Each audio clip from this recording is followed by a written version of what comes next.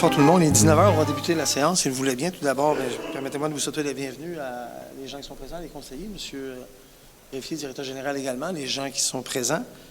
Je salue également les gens qui vont nous regarder via Télévague. Je vous souhaite une très bonne séance. Alors, vu qu'on a le quorum, je vous fais maintenant la lecture de l'ordre du jour pour la séance aujourd'hui. Premièrement, le point 1, l'ouverture de la séance. En 2, constatation du quorum. En 3, adoption de l'ordre du jour. 4, dépôt de documents et de correspondance. 5, approbation du procès-verbal antérieur, celui 5.1 du séance ordinaire du 11 août 2025. En 6, administration générale et finances. 6.1, adoption des comptes à payer. 6.2, suivi du budget mensuel août 2025. En 7, affaires des contribuables. 8, résolution de concordance et de courte échéance relativement à un emprunt par billet au montant de 303 800 $, ce qui sera réalisé le 15 septembre 2025. En 9, l'avis de motion, règlement 2025-553, qui décrète une dépense et un emprunt de 500 000 $ pour l'acquisition d'une unité d'urgence ou un autobus pour le service incendie. En 10, décompte progressif numéro 1 du groupe La Palme, la réfection de la rue Saint-Pédis, le lot 2, on parle des ponceaux. En 11, fin de probation, confirmation d'embauche de M. Dominique Briand au poste de directeur de la culture et du patrimoine. En 12, ouverture de poste, qui est un préposé au complexe, un ou une préposée au complexe sportif, un poste à temps complet. En 13, une ouverture de poste, un ou une préposée au complexe sportif, c'est un poste sur appel. En 14, autorisation de paiement à la facture qui est le numéro 2457, multiligne de l'Est, qu'on parle des rues et ou les avenues. En 16, autorisation au directeur général, Xylem, l'achat de fournitures, c'est une nouvelle pompe, la station de pompage de la rue D. En 17, l'estimation pour mise à jour du système de chloration de la 7e avenue, un montant de 9 774,23 avant taxe. En 18, l'adjudication de contrat qui est l'acquisition de fournitures d'abrasifs de voirie pour la saison 2025-2026. En 19, demande conjointe de Mme Marie Loisel et José Loisel, achat d'un terrain de la ville qui est le lot 5 235 022. En 20, résolution, projet de lettre d'appui à la démarche d'état de situation et de plan d'action du site historique national de Passepébiac. En 21, les dons. En 22, rapport des membres du Conseil. 23, affaires nouvelles. On va parler de l'information relative aux élections municipales du 2 novembre prochain, 2 novembre 2025. En 24, la période de questions. Et en 25, la levée de l'Assemblée. Si tout est beau pour tout le monde, j'aimerais quelqu'un qui en fasse sa proposition, s'il vous plaît. Je propose. Je vous remercie, M. Laplante. Tout le monde est d'accord? Mme Lagarde aussi? Mme Côté? Mme Langlois et M. Grenier? Alors, il est proposé par M. Jérémy Laplante et résolu à l'unanimité d'adopter, que l'ordre du jour soit accepté tel que rédigé. On est maintenant rendu au point 4, le dépôt de documents de correspondance. Ce mois-ci, je n'ai pas de correspondance pour vous, on n'a rien reçu. Le point 5, adoption des procès-verbaux antérieurs. Alors, on parle de 5.1 de la séance ordinaire du 11 août 2025. Considérant que les membres du Conseil ont individuellement pris connaissance du procès-verbal de la séance ordinaire du 11 août 2025, considérant que les membres du Conseil renoncent à la lecture du dit procès-verbal, il est proposé par et résolu à d'adopter le procès-verbal de la séance ordinaire du 11 août 2025. Et vous savez que, conformément à l'article 333, qui est l'alinéa 2 de la loi sur les cités civiles, le greffier est dispensé de la lecture des procès-verbaux, des copies ayant été remises à chaque membre du Conseil plus de 24 heures avant la séance. Alors, je suppose que tout le monde a pris connaissance du procès-verbal. Si tel est le cas, qu'on n'a rien ajouté, j'aimerais quelqu'un qui en fasse sa proposition, s'il vous plaît. Je propose. Je vous remercie, Mme Anglade. M. Laplante, pour vous également, ça va? Oui. Mme Côté? Oui. Mme Langlois? Oui. Et M. Grenier? Oui. Alors, il est proposé par Mme Nancy Anglade et résolu à l'unanimité d'adopter le procès-verbal de la séance ordinaire du 11 août 2025. Au point 6, administration générale et finances, 6.1, adoption des comptes à payer. Alors, il est proposé par et résolu à que les comptes à payer pour le mois d'août 2025 d'un montant de 366 649,44 $, soient approuvés pour paiement. Alors, comme fidèle à notre habitude, il y a eu des paiements qui ont passé ce mois-ci. Je parle entre autres de Raymond Chabot qui font les vérifications comptables pour un montant de 13 219 $. On avait 2 vérifications qui ont été faites, une également d'un montant de 6 036 $. On a également le site historique national de Passepébiac auquel on avait, comme à tous les ans, on contribue financièrement à la hauteur de 20 000 $. Ça ici, ça a été fait. Ensuite, Tétratec pour le pavage de la rue Saint-Pédis qui faisait la surveillance de chantier, 19 207 $. Également, j'en ai placé d'autres, des petits montants, mais ce n'est pas toujours que ça arrive. Là. On parle du traitement des eaux. On a eu de l'entretien à faire au niveau du système de traitement des eaux, 3 379 $. Également, ARPO, groupe conseil pour les ponceaux de la rue Saint-Pédis pour un montant de 3 352 $. Et enfin, on a fait aussi une mise à jour du camion neuf, le dernier camion d'incendie, camion citerne, pour 3 090 $, qui nous fait un montant approximatif de 68 283 $. Alors, on a un mois normal de 298 356 qui rentre pas mal dans les cordes habituelles des paiements qu'on a à faire pour la Ville. Je ne sais pas si vous avez des interventions, des questions. Sinon, j'aurais besoin de quelqu'un qui en fasse la proposition, s'il vous plaît. J'en ferai la proposition. Je vous remercie. Tout le monde est d'accord, Mme Langlois, entre autres. Oui. M. Laplante également. Oui. Mme Langlois. Oui. Et M. Grenier. Alors, il est proposé par Mme Marie-André Côté et résolu à l'unanimité que les comptes à payer pour le mois d'août 2025 d'un montant de 366 649,44 ça doit être approuvé pour paiement. Je vous remercie. 6.2, suivi du budget mensuel août 2025. Alors, il est proposé par résolu A que le rapport des activités financières en date du 31 août soit adopté. En fait, on devrait être normalement à 66, si je ne me trompe pas, 66,66 % de notre budget. On est à 51,55. Alors, ça va bien, malgré tout, des fois, les engagements qu'on a eus depuis le début de l'année. Il reste quand même 2 autres mois à atteindre avant la période hivernale. Alors, ça va bien. Je ne sais pas si vous avez des précisions, des commentaires. Sinon, encore une fois, j'aurais besoin de quelqu'un qui en fasse la proposition, s'il vous plaît. Je propose. Je vous remercie, Mme Langlois. Mme Anglade, ça va pour vous? Oui. M. Laplante? Oui. Mme Côté? Oui. Et M. Grenier? Oui. Alors, il est proposé par Mme Sandra Langlois, résolu à l'unanimité que le rapport des états des activités financières en date du 31 août 2025 soit adopté. Affaires des contribuables, le point 7. Alors, je vous invite, s'il y a des gens qui ont des éléments à nous partager, des questions, oui. Allez-y.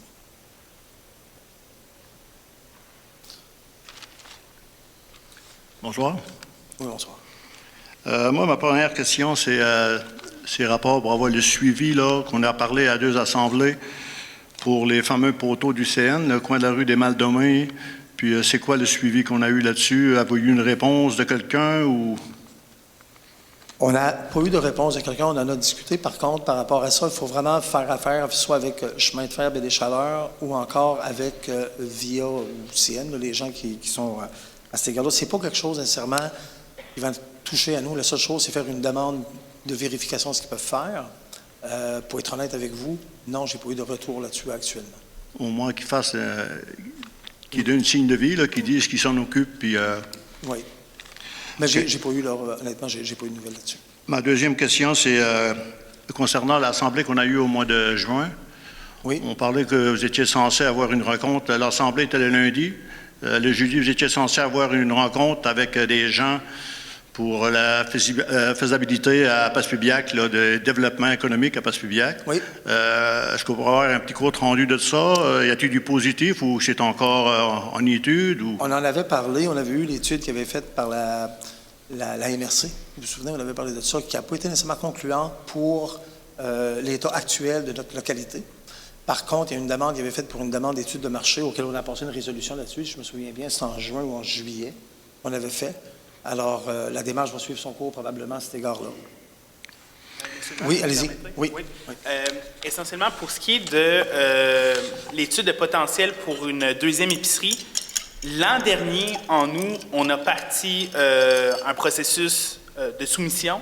On a reçu, dans les derniers mois, des soumissions. Par contre, le Conseil n'a pas octroyé de contrat. Donc, le Conseil n'est pas allé de l'avant dans ce dossier-là et n'est pas allé de l'avant non plus avec une analyse commerciale globale de la Ville. C'est pas fait. La Ville aussi a refusé, comme vous le rappelez probablement, d'appuyer les démarches auprès du Bureau de la concurrence du Canada pour ce qui est du contrôle de propriété chez Robin, qui empêche la venue d'une nouvelle épicerie à cet endroit-là. Donc, sur ces 3 éléments-là du développement économique, il n'y a pas eu d'avancement. Tout ce qu'on a, ça demeure l'étude de potentiel économique de la MRC de Bonaventure qui avait été votée par le Conseil des maires, qui a été dévoilée aussi en juin. Et cette étude-là n'a pas d'éléments extraordinairement intéressants. C'est sûr qu'il y a des statistiques qui sont pertinentes, notamment au niveau démographique. On identifie aussi Passepébiac comme un pôle commercial en général, mais on ne va pas dans le fin détail d'analyser le potentiel de Passepébiac. Et dans ce sens-là, il y a un travail qui reste à faire. Tout à fait. C'est exactement ça. OK, merci. Mon autre question, c'est concernant les projets à Passepébiac qui est en marche, là, parce qu'on sait qu'on va avoir les élections. Il va y en avoir vous autres qui vont rester sur le Conseil. On va sûrement en avoir un minimum 3 nouveaux. C'est qui est responsable des projets comme le Mouticole, la caserne des pompiers, les abris pour le sel? Ces projets-là vont continuer à aller de l'avant ou qu'on va encore reculer 4 ans en arrière? Je vais vous dire très franchement, c'est sûr que vous le savez tous que moi, j'y serais pas. Aujourd'hui, j'ai eu la chance d'avoir une entrevue auquel j'en ai parlé. Puis c'est sûr que tout ce que je souhaite, qu'on continue d'aller de l'avant dans ces projets-là. Au niveau du Monticole, le programme qu'on appelle le PRACIM, actuellement, n'avait pas de fonds au moment où on se parle. Par contre, les esquisses ont été faits, les firmes d'architectes avaient été rencontrées, on avait déjà des plans, des idées pour ça.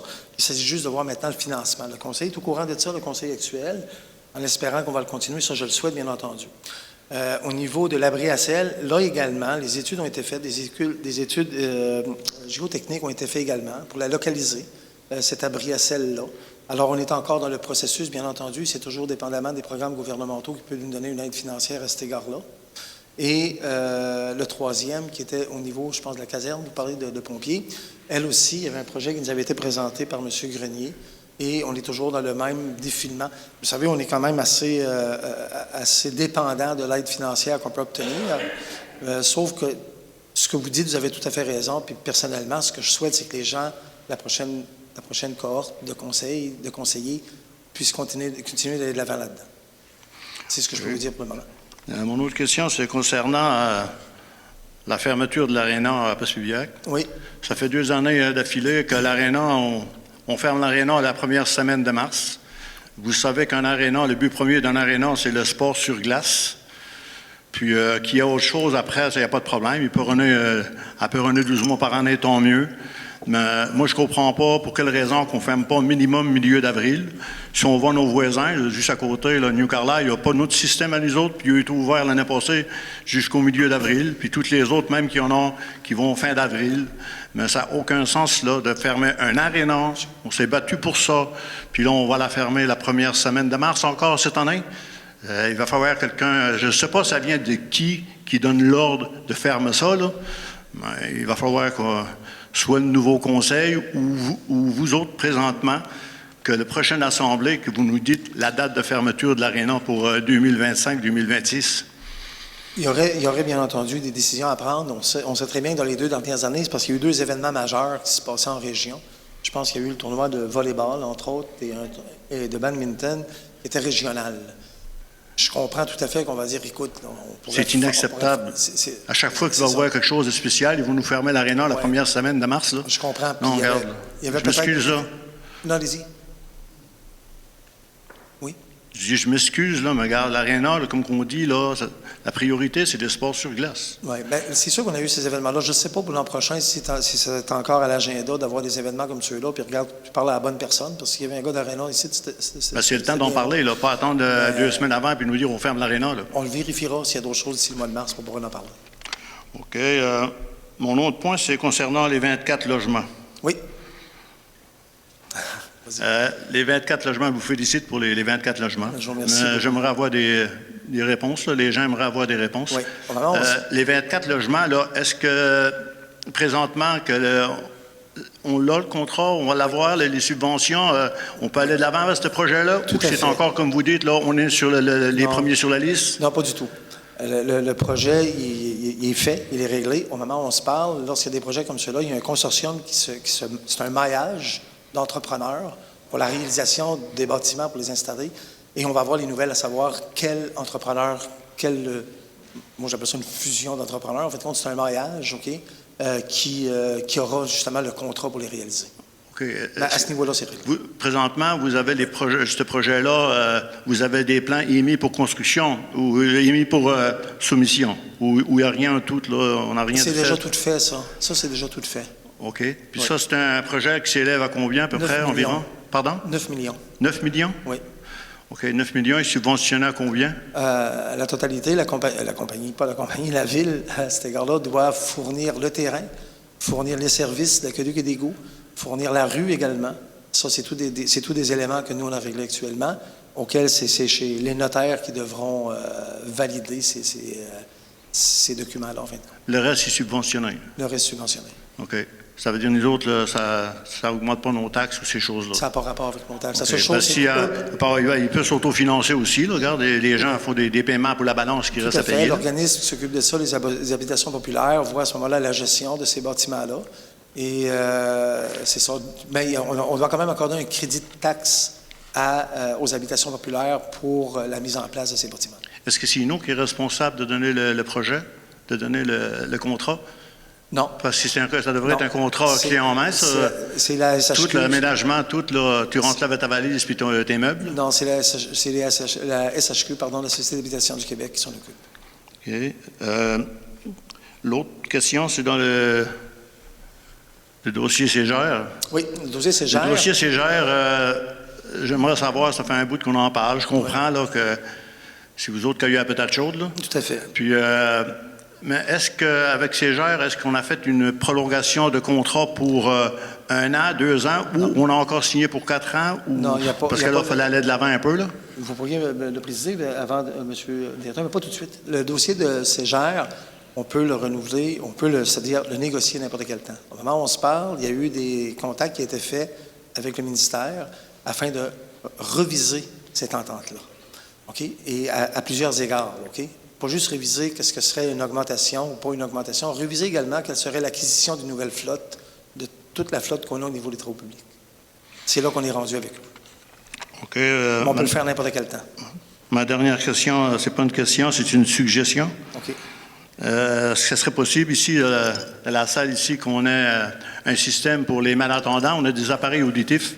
Quand vous nous parlez en face, on vous entend, mais comme des fois M. Langlois nous parle, des fois je n'entends pas, puis des fois on pense qu'il coupe la parole, c'est parce que des fois on n'entend pas, puis pas juste moi, dans la salle, il y en a d'autres, là. Puis ça, c'est subventionné, ces choses-là. Vous pouvez avoir des subventions, puis en même temps, vous l'aurez pour le centre culturel, quand vous avez des spectacles, d'humour ou des choses de même, là.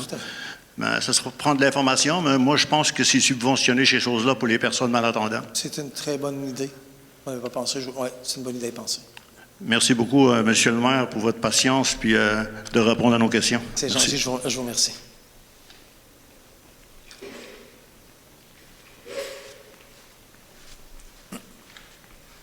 Bonsoir tout le monde. Au niveau du Monticole, on a parlé de projet de chalet. Moi, je suis plus intéressé par les activités, parce que l'activité est le plus importante pour moi. La piste numéro 10 qui fait le tour du sentier de ski de fond présentement, j'ai passé là en vélo, et elle est à 2 endroits. Elle est débordée par des dames à castor. Je ne sais pas si l'inspection avait été faite, vous le saviez, mais il va y avoir des travaux à faire là, parce qu'on va faire une partie de canot-kayak là, en ski de fond cet hiver. Ça, c'est une des choses. Donc, je vous soumets ça respectueusement pour que ça soit entretenu. Et la deuxième chose, au niveau des 24 logements, est-ce que c'est une majorité de 4,5 ou c'est toutes des 3,5 que vous allez avoir? Il y a du 4,5 et du 3,5. C'est majoritairement du 3,5. À quel rythme? 24 sur 24, vous avez combien de 3,5? Je pense, de mémoire, on a 4, 4,5 et 20, 3,5. C'est-à-dire 24 appartements, si on veut penser à des familles, ça aurait... Aviez-vous le choix de recevoir des plus grands appartements que des 3,5 pour les familles? La première demande qu'on avait faite, on était orienté dans des 4,5 et c'est ce qui a joué contre nous. En fin de compte, c'est que la SHQ préconisait des 3,5. À la deuxième demande, on a ajouté les 4,5. On a ajouté les 4,5. On a gardé quelques 4,5. On est allé vers les 3,5 parce que c'est ce qu'on nous recommandait pour avoir le plus de facilité à avoir ce projet-là. Et c'est comme ça qu'on a été accepté. Seulement des 4,5, ça ne passait pas. Malheureusement. Okay. Malheureusement, je veux dire, ça ne passait pas. Merci. Ça a tout plaisir. Je ne sais pas s'il y a d'autres choses. Sinon, on va continuer. Alors, si on n'a rien d'autre à ajouter, on est rendu maintenant, ce qui nous mène au point 8, qui est la résolution de concordance. En passant, je vous remercie pour vos commentaires. La résolution de concordance est de courte échéance relativement à un emprunt par billet au montant de 303 800 $ qui sera réalisé le 15 septembre 2025. Pardon.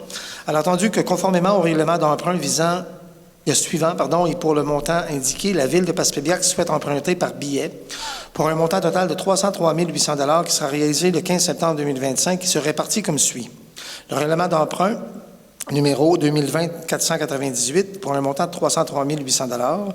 Attendu qu'il y a lieu de modifier le règlement d'emprunt en conséquence, attendu que conformément au premier alinéa de l'article 2 de la loi sur les dettes et emprunts municipaux, pour les fins de cet emprunt et pour le règlement d'emprunt numéro 2020-498, la Ville de Passepébiac souhaite réaliser l'emprunt pour un terme plus court que celui originellement fixé à ce règlement. Alors, il est proposé par et appuyé par des conseillers présents et résolus que le règlement d'emprunt indiqué au premier alinéa alinéa du préambule soit financé par billets conformément à ce qui suit. Premièrement, les billets seront datés du 15 septembre 2025. Les intérêts seront payables semi-annuellement, le 15 mars et le 15 septembre de chaque année. Les billets seront signés par le maire ou le greffier ou la greffière, trésorier-trésorière, ainsi que également les billets, quant au capital, seront déboursés comme suit. Alors, on parle du capital. En 2026, on paiera 15 200 $. En 2027, 15 900 $. 2028, 16 400 $.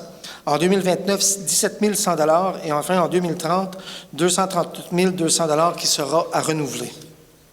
Également, en ce qui concerne les amortissements annuels de capital prévus pour l'année 2031 et les suivantes, le terme prévu dans le règlement d'emprunt numéro 2020-498 soit plus court que celui originellement fixé, c'est-à-dire pour un terme de 5 ans à compter du 15 septembre 2025. Au lieu du terme prescrit pour les 10 amortissements, chaque émission subséquente devra être pour le solde ou partie du solde dû à l'emprunt. Alors, vous aurez compris, ça, c'est le solde de l'emprunt de la rue D, en fin de compte, qu'on renouvelle. Et c'est ça, alors c'est renouvelé pour une autre période de 5 ans. Comme je vous l'ai élaboré, d'ici les 5 prochaines années, en termes de capital, on aura baissé ce 300 000 $ jusqu'à 239 200 $. Et c'est la Caisse populaire du Centre-Sud gaspésien qui a obtenu ça, qui est fait en fin de compte par le ministère des Finances. C'est eux qui font les recherches, c'est-à-dire aller avec les meilleurs taux et, bien entendu, l'institution financière en question. Alors, c'est pour un renouvellement de prêt, tout simplement. Alors, j'aurais besoin de quelqu'un qui en fasse sa proposition, s'il vous plaît. Je vous remercie. Madame Anglade, pour vous, ça va? Oui. Monsieur Laplante également. Madame Côté? Oui. Et Madame Langlois? Oui. Alors, il est proposé par Monsieur Christian Grenier et résolu à l'unanimité que le règlement d'emprunt indiqué au premier alinéa du préambule soit financé par billets. Conformément à ce qui suit, je vous le renomme. Les billets seront datés du 15 septembre 2025. Les intérêts seront payables semi-annuellement, soit le 15 mars et le 15 septembre de chaque année. Les billets seront signés par le maire ou la mairesse, le greffier ou la greffière, trésorier ou trésorière, et les billets, quant au capital, sont remboursés comme suit. 15 200 $ en 2026, en 2027, 15 900, 2028, 16 400, 2029, 17 100 $ et le renouvellement en 2030 à renouveler sur un montant de 239 200 $. Et qu'en ce qui concerne les amortissements annuels de capital prévus pour les années 2031 et les suivantes, le terme prévu dans le règlement d'emprunt, soit le numéro 2020-498, soit plus court que celui originellement fixé, c'est-à-dire pour un terme de 5 ans à compter du 15 septembre 2025.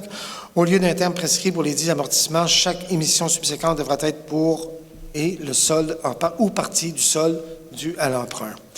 Le point 9, c'est un avis de motion. L'avis de motion du règlement 2025-533 qui décrète une dépense et un emprunt de 500 000 $ pour l'acquisition d'une unité d'urgence. On parle de l'autobus pour le service d'incendie. J'aimerais quelqu'un qui en fasse la lecture, s'il vous plaît. Oui, OK, allez-y. Christian Grenier, conseiller, donne avis de motion qu'à une séance subséquente du Conseil de la Ville de Passepébiac, le règlement numéro 2025-553, décrétant une dépense et un emprunt de 500 000 $ pour l'acquisition d'une unité d'urgence autobus pour le service incendie dans le cadre du PTI 2025-27 sera adopté. Alors, je vous remercie. Au niveau du plan triennal d'immobilisation. Alors, je vous remercie, M. Grenier. On est rendu maintenant au point 10, qui est le décompte progressif numéro 1 pour le groupe La Palme, qui est la réflexion de la rue Saint-Pédis, c'est le lot 2, on parle des ponceaux. Alors, considérant qu'un premier décompte progressif de travaux est émis par le maître d'œuvre du projet de remplacement des ponceaux sur la rue Saint-Pédis, le lot 2, soit la firme Arpo Groupe Conseil, considérant que la firme Groupe La Palme Incorporé accepte le premier décompte progressif déposé par le maître d'œuvre Arpo Groupe Conseil au montant de 754 182,90 $, taxes incluses. Alors, il est proposé par et résolu à d'autoriser le directeur général à émettre via le service de la comptabilité un premier paiement au montant de 754 182,90 $, taxes incluses, tel que décrit sur la facture dont le numéro est le 121 579 de la firme Groupe La Palme Incorporé, selon le premier décompte progressif déposé par Arpo Groupe Conseil qui porte un premier cumulatif de paiement à 754 182,90 $. Alors, vous aurez compris, c'est les travaux qui se passent actuellement. Pour vous donner un peu plus d'informations là-dessus, c'est financé à 83 à 80 par le programme d'aide à la voirie locale, le PAVL. L'échéance de ces travaux-là devrait être vers la fin octobre. Actuellement, on respecte l'échéance, on respecte pour le moment où on se parle également le budget. Alors, ça va bien dans ce dossier-là. Alors, si vous n'avez rien d'autre à ajouter, j'aimerais quelqu'un qui en fasse la proposition, s'il vous plaît. J'en ferai la proposition. Je vous remercie. Mme Manglard, pour vous, ça va aussi? Oui. Oui, M. Laplante? Oui. Mme Langlois? Oui. Et M. Grenier? Oui. Alors, il est proposé par Mme Marie-André Côté est résolu à l'unanimité d'autoriser le directeur général à émettre, via le service de la comptabilité, un premier paiement au montant de 754 182,90 taxes incluses, tel que décrit sur la facture numéro 121-579 de la firme Groupe La Palme Incorporée, selon le premier décompte progressif déposé par Arpo Groupe Conseil, qui porte ce premier cumulatif de paiement à 754 182,90.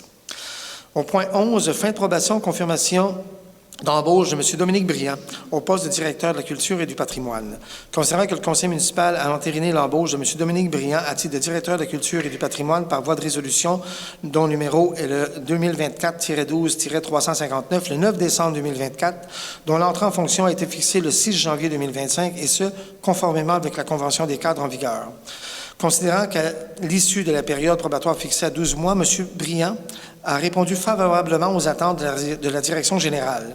Il est proposé par et résolu A de confirmer officiellement l'embauche permanente de M. Dominique Briand au poste de directeur de la culture et du patrimoine de la ville de Passepébiac, rétroactivement au 6 janvier 2025. Alors, tout le monde est au courant, les changements qu'il y a eu au mois de décembre suite à la retraite de l'ancienne directrice. M. Briand nous a fourni quand même un rapport très intéressant, très, très bien illustré. Et au moment où on se parle, il livre quand même une marchandise très intéressante qui rejoint quand même le cœur des gens d'ici. Alors, c'est la décision qui a été prise à cette fin-là. Je ne sais pas si vous avez des choses à ajouter. Oui, sinon, Monsieur le maire. oui, OK, allez-y. Ensuite, j'aimerais aussi parler. Oui, tout à fait. Donc, depuis le mois de janvier, que le directeur de la culture et du patrimoine est en poste probatoire, lundi dernier, nous avons eu droit, les membres du conseil, de voir le rapport de M. Briand, qui, soit dit en passant, est bien étoffé. Beaucoup d'événements se sont passés dans le centre culturel et beaucoup d'efforts de la part de notre directeur sont déployés afin de le rendre accessible à tous. De plus, dans ce rapport, M. Briand nous a fait part de ses projets à court, moyen et long terme.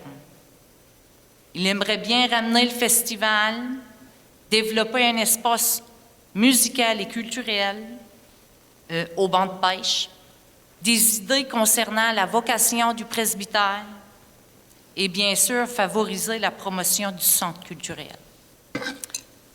M. Briand a été un choix judicieux pour la ville de Passepébiac, donc je l'encourage fortement à garder sa motivation, sa détermination et sa cadence dans ses prochains projets. Et je suis très fière et assume encore aujourd'hui mon choix. Bravo, M. Briand. Merci, M. Laplante, s'il vous plaît. Oui, alors, ce soir, je vais voter pour la fin de l'approbation et donc je pense que je vais aller dans le même sens que mes collègues. Mais avant de voter, je veux quand même prendre la peine d'expliquer mon raisonnement.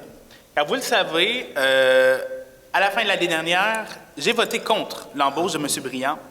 À l'époque, mon raisonnement était clair.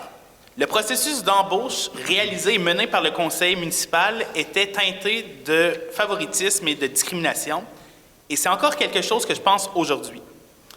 Par conséquent, à la fin de l'année 2024, je ne pouvais pas accepter moralement l'embauche proposée.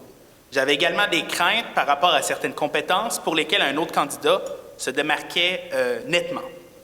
Cela étant dit, tout ça relève maintenant du passé. M. Briand est désormais le directeur de la culture et du patrimoine à la ville de Passepébiac. La question aujourd'hui est de savoir si celui-ci est suffisamment bon pour continuer à occuper le poste pour lequel il a déjà été embauché. Force est de constater que oui. Malgré quelques drapeaux jaunes, malgré quelques erreurs et malgré quelques éléments à travailler, je suis d'avis que M. Briand est suffisamment motivé et prêt à apprendre pour que le conseil mette fin à sa période de probation. Bien qu'une rencontre entre M. Briand et le conseil n'ait pas été organisée avant le vote de ce soir et que nous n'avons pas de rapport d'une firme de ressources humaines entre les mains, nous avons reçu une recommandation favorable du directeur général et personnellement, je n'ai d'autre choix que de faire confiance à sa recommandation après avoir posé des questions et avoir fait part de certaines observations en privé. M. Briand a présenté des projets sur lesquels il travaille pour le futur et la plupart de ces projets me semblent intéressants. Il a démontré aussi une bonne capacité à organiser des événements d'envergure comme la Fête nationale et je pense que c'est une valeur ajoutée à la ville pour ça. Au final, il faut rappeler qu'un directeur de service, que ce soit la culture, que ce soit au sport et loisirs, que ce soit ailleurs, eh bien, c'est un exécutant et que le conseil municipal, peu importe lequel, garde toujours le contrôle sur les orientations de ces différents services. Et donc, par conséquent, je suis également pour la fin de la période de probation. Alors, je vous remercie de vos commentaires. J'aimerais quelqu'un maintenant qui va faire sa proposition, s'il vous plaît. Je vous remercie, Mme Langlois. Mme Anglade, ça va pour vous? Oui. M. Laplante, bien Oui. entendu. Mme Côté? Oui. Et M. Grenier? Oui. Alors, il est proposé par Mme Sandra Langlois et résolu à l'unanimité de confirmer officiellement l'embauche permanente de M. Dominique Briand au poste de directeur de la culture et du patrimoine de la Ville de Passepébiac et ce rétroactivement au 6 janvier 2025. Au point 12, ouverture de poste préposé au complexe sportif, poste à temps complet. Attendu que l'employé attitré au complexe sportif à titre de préposé à temps complet a fait parvenir au directeur des sports et des activités récréatives une lettre dans laquelle il informait ce dernier qu'il quittait ses fonctions pour départ définitif à la retraite. Attendu que le dit poste doit être comblé à court terme, étant donné que les activités qui se préparent nécessitent les besoins en personnel sur place, il est proposé par et résolu à d'autoriser le directeur des sports et des activités récréatives à procéder à l'ouverture du poste préposé au complexe sportif à temps complet. Alors, vous aurez compris, on a un employé qui part à la retraite, alors on doit bien entendu le remplacer. Alors, de là l'importance d'avoir cette résolution-là ce soir. Je n'ai pas le nom nécessairement, mais si vous avez des doutes, vous pourrez vous permettre de le féliciter pour sa brillante carrière. Alors, j'aimerais quelqu'un qui en fasse sa proposition, s'il vous plaît. Je propose. Je vous remercie, Mme Anglade. Monsieur Laplante, ça va pour vous? Oui. Mme Côté? Oui. Mme Langlois? Oui. Et M. Grenier? Alors, il est proposé par Mme Nancy Anglade et résolu à l'unanimité d'autoriser le directeur des sports et des activités récréatives à procéder à l'ouverture du poste de préposé au complexe sportif à temps complet. Au point 13, ouverture de poste préposé, encore une fois, au complexe sportif et un poste sur appel. Attendu que l'employé attitré au complexe sportif à titre de préposé sur appel a fait parvenir au directeur général et en copie conforme au directeur des sports et des activités récréatives une lettre dans laquelle il informait le directeur général qu'il quittait ses fonctions pour départ définitif à la retraite. Attendu que le dit poste doit être comblé à court terme, étant donné que les activités qui se préparent nécessitent les besoins du personnel sur place, il est proposé par résolu A d'autoriser le directeur des sports et des activités récréatives de procéder à l'ouverture du poste de préposé au complexe sportif sur appel. Alors, encore une fois, c'est un autre qui nous quitte. On voit qu'on est proche de la retraite. Alors, on doit bien entendu combler ce poste-là également à temps partiel. Si vous avez encore des doutes à savoir c'est qui, vous pouvez vous permettre de le féliciter également. Alors, j'aurais besoin de quelqu'un qui en fasse la proposition, s'il vous plaît. J'en ferai la proposition. Je vous remercie. Mme Côté, Mme Anglade, ça va pour vous? Oui. M. Laplante également? Oui. Mme Langlois? Oui. Et enfin, M. Grenier? Oui. Alors, il est proposé par Mme Marie-André Côté et résolu à l'unanimité d'autoriser le directeur des sports et des activités récréatives à procéder à l'ouverture du poste de préposé au complexe sportif sur appel. Au point 14, autorisation de paiement, qui est la facture numéro 2457, multiligne de l'Est. On parle des rues et ou des avenues. Alors, considérant la soumission de multilignes de l'Est pour le traçage de lignes de différents secteurs ciblés à la Ville au montant de 6 384,85 $, avant taxe, considérant que Multiligne de l'Est a transmis à la Ville une facture dont le numéro est le 2457 indiquant un prix unitaire inférieur, soit 268,39 $ du kilomètre, attendu que 13 km de plus pour ligne jaune simple continue sera pris en considération sur la facture 2137. Il est proposé par résolu A de procéder au paiement de la facture numéro 2457 qui totalise un montant de 6 384,85 $ avant taxe pour 13 km de traçage de ligne. Et d'autoriser le paiement de 6 384,85 $ avant taxe à Multiligne de l'Est. Et cette dépense, elle est supportée par les opérations courantes. Alors, 2025, bien entendu.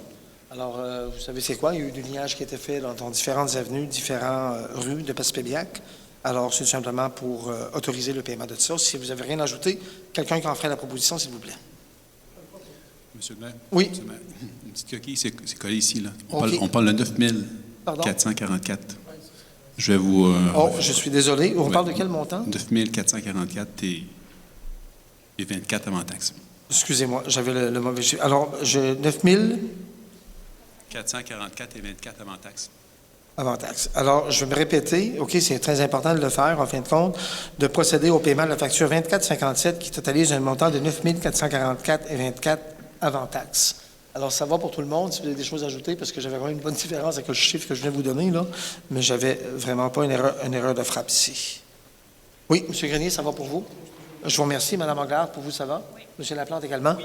Mme Côté? Oui. Et Mme Langlois? Oui. Alors, il est proposé par M. Christian Grenier et résolu à l'unanimité de procéder au paiement de la facture numéro 2457 qui totalise un montant de 9 444,24 $ avant taxe pour 13 km de traçage de ligne et bien entendu d'autoriser le paiement avant taxe à Multiligne de l'Est. Cette dépense, elle est supportée par les opérations courantes de 2025.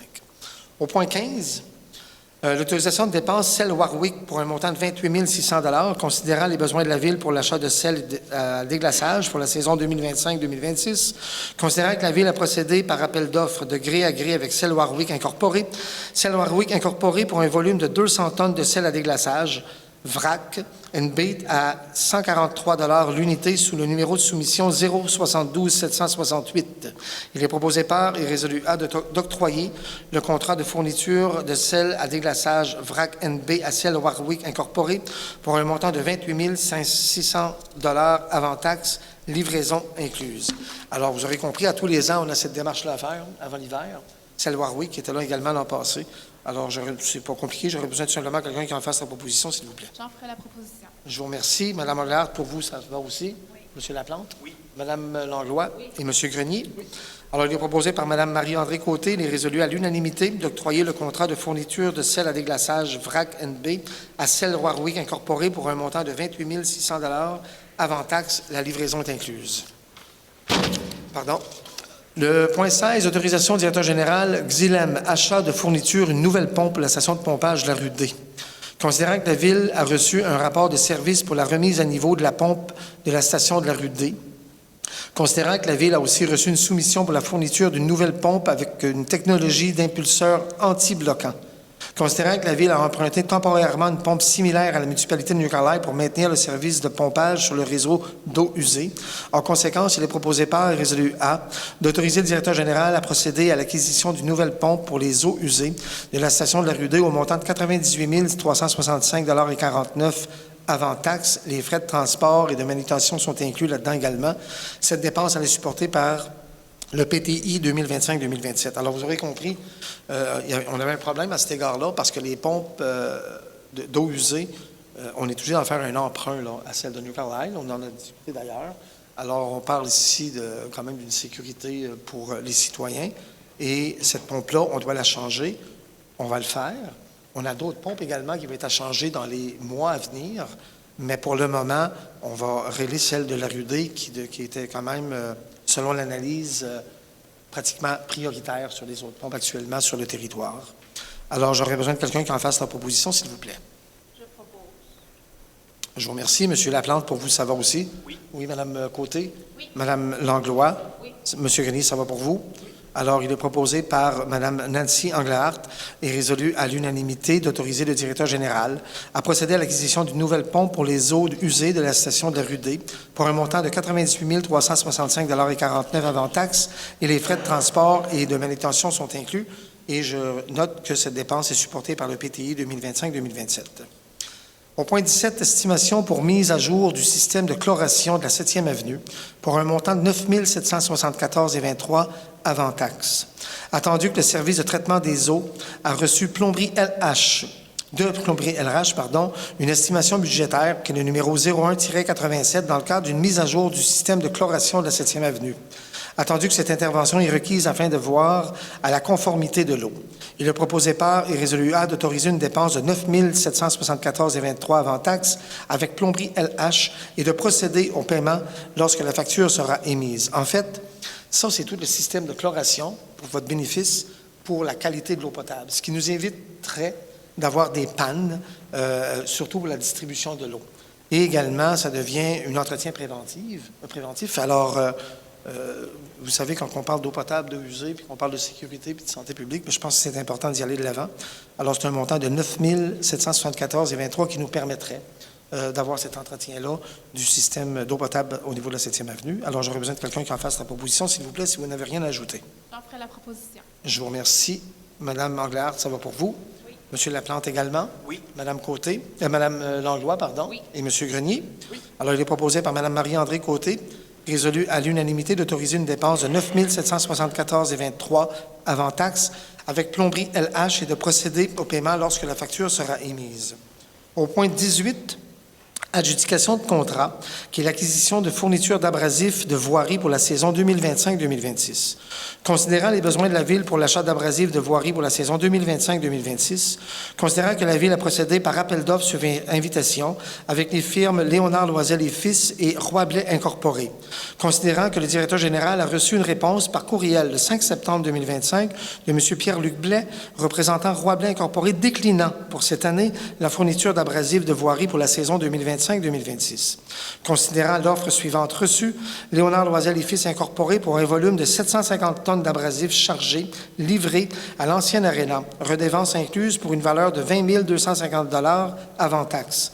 Il est proposé par et résolu à d'octroyer le contrat de fourniture d'abrasifs de voirie à la firme Léonard Loisel et Fils d'un montant de 20 250 $ avant taxe et livraison incluse. Alors, suivant un peu le processus du point précédent, c'est pour prévoir l'hiver qui s'en vient. Alors, on prend l'abrasif. Cette année, on est allé vraiment en appel d'offres. Alors, on est allé avec les deux entrepreneurs locaux. Et c'est la firme Léonard Loisel et Fils qui l'aura tout de suite au désistement de M. Roy-Blais. Alors, j'aurais tout simplement besoin de quelqu'un qui en fasse la proposition, s'il vous plaît. Je propose. Je vous remercie, Mme Anglade. Pour vous, ça va? Oui. M. Laplante? Oui. Oui, Mme Côté? Oui. Merci. M. Grenier? Alors, il est proposé par Mme Sandra Langlois et résolu à l'unanimité d'octroyer le contrat de fourniture d'abrasifs de voirie à la firme Léonard Loisel et Fils d'un montant de 20 250 $ avant taxe et livraison incluse. Au point 19, demande conjointe de Mme Marie Loisel et José Loisel à l'achat d'un terrain de la Ville, qui est le lot 5 235 022. Je vais demander à Mme Langlois d'en faire la lecture et de vous procéder parce que ces deux dames-là font partie de ma famille et je préfère ne pas faire partie de ce choix-là, tout simplement.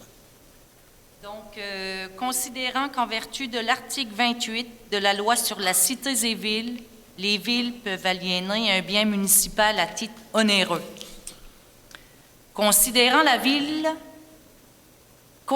que la Ville possède un terrain portant le numéro de lot 5 235 022 sur la 1er avenue Ouest, dont le zonage est 258-RE, considérant que cet espace de terrain non aménagé, non exploité et desservi par les installations d'aqueducs et d'égouts est évalué à 1 800 $, considérant que 2 personnes ont manifesté le désir d'acquérir le dit terrain, dont la superficie totale est de 364 mètres carrés pour un montant de 500 $ taxe en sus.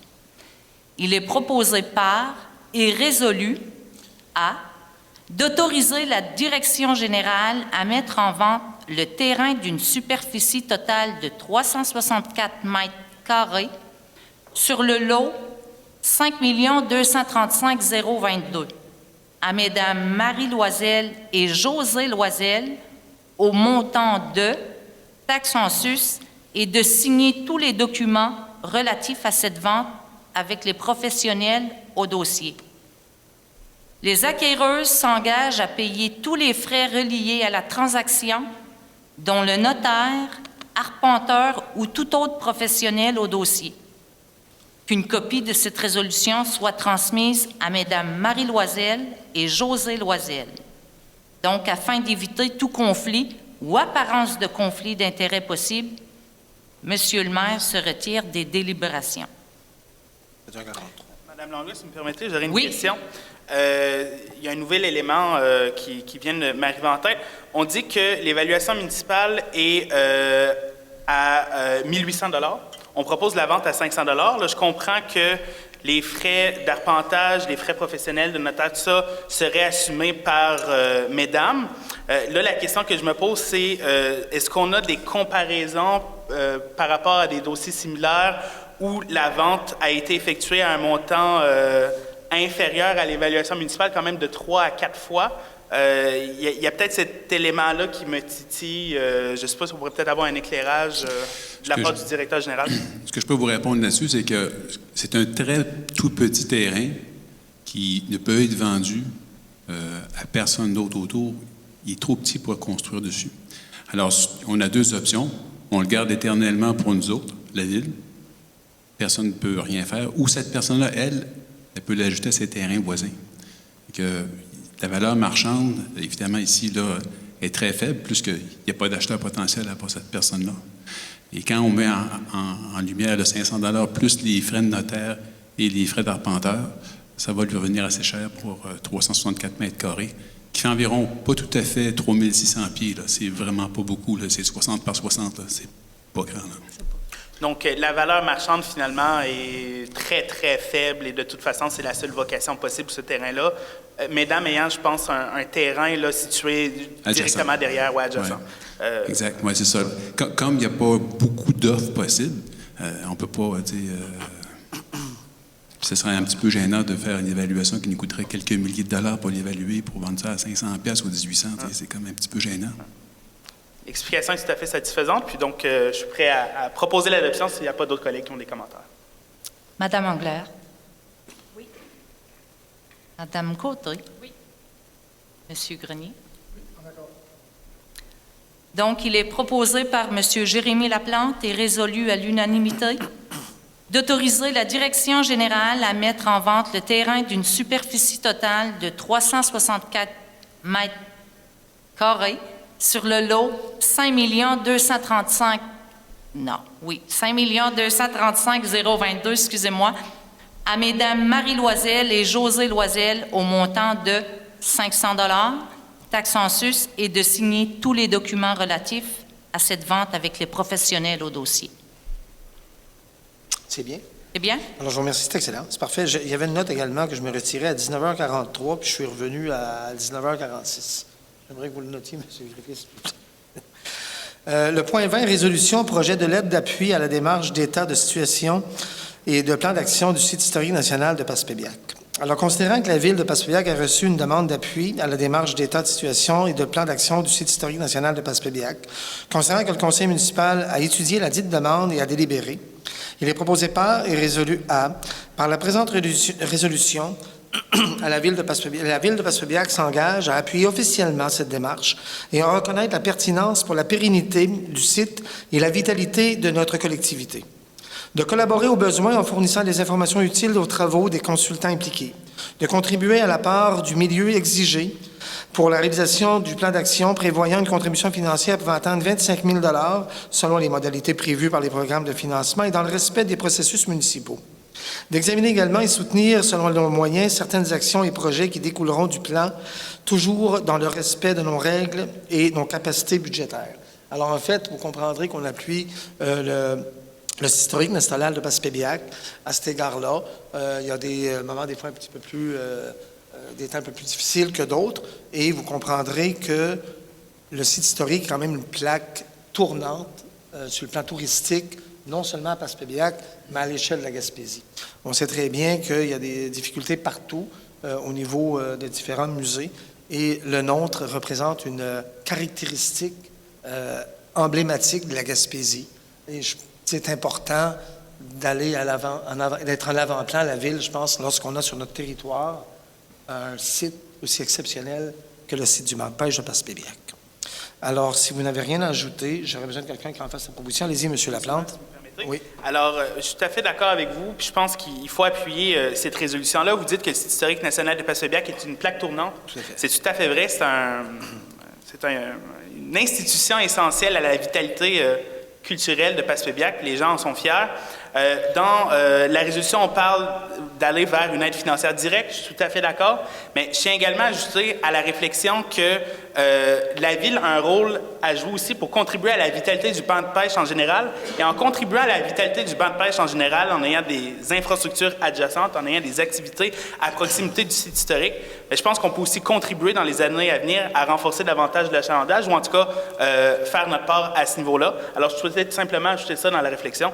Et naturellement, si personne d'autre a de commentaires à effectuer, bien, je propose l'adoption. Si personne d'autre a ajouté des commentaires, j'aimerais vous en faire la proposition. Mme Anglard, ça va pour vous? Oui. Mme Côté? Oui. Mme Langlois? Oui. Et M. Grenier? Alors, il est proposé par M. Jérémy Laplante et résolu à l'unanimité. Par la présente résolution, la Ville de Passepébiac s'engage à appuyer officiellement cette démarche et en reconnaître la pertinence pour la pérennité du site et la vitalité de notre collectivité, de collaborer aux besoins en fournissant les informations utiles aux travaux des consultants impliqués, de contribuer à la part du milieu exigé pour la réalisation du plan d'action en prévoyant une contribution financière pouvant atteindre 25 000 $ selon les modalités prévues par les programmes de financement et dans le respect des processus municipaux.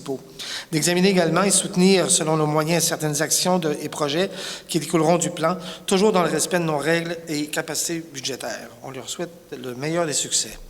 Le point 21, on est rendu aux dons.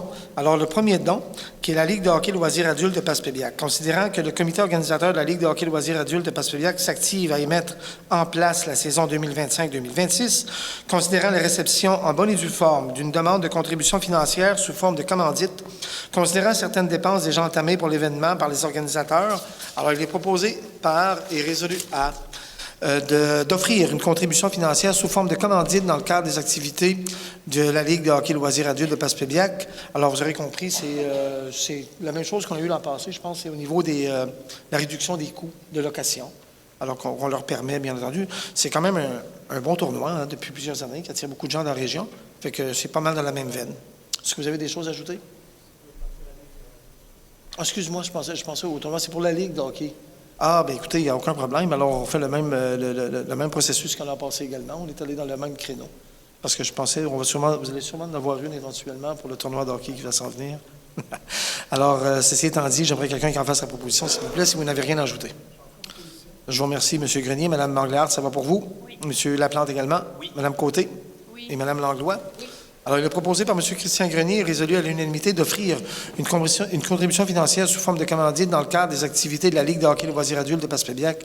Alors, je vous remercie. Le deuxième don, c'est l'Association du cancer de l'Est du Québec. Alors, il est proposé par et résolu à de suivre la recommandation du comité de la politique de dons et de verser un montant de 100 $ à l'Association du cancer de l'Est du Québec. Je pense que c'est sensiblement la même demande qu'elle a passée. Peut-être que vous seriez en mesure de me justifier, M. Grenier ou Mme Langlois. Alors, j'aurais besoin de quelqu'un qui en fasse sa proposition, s'il vous plaît. Je vous remercie. M. Laplante, pour vous, ça va aussi? Oui. Mme Côté? Oui. Mme Langlois? Oui. Et enfin, M. Grenier. Alors, il est proposé par Mme Nancy Anglahardt et résolu à l'unanimité de suivre la recommandation du comité de la politique de dons et de verser un montant de 100 $ à l'Association du cancer de l'Est du Québec. On est rendu au point 22, qui est le rapport des conseillers et des membres du conseil. Alors, je vous laisse la parole. Mme Anglahardt, s'il vous plaît. Bonsoir à vous tous. Ce soir, je vous partage mon rapport de ce mois-ci.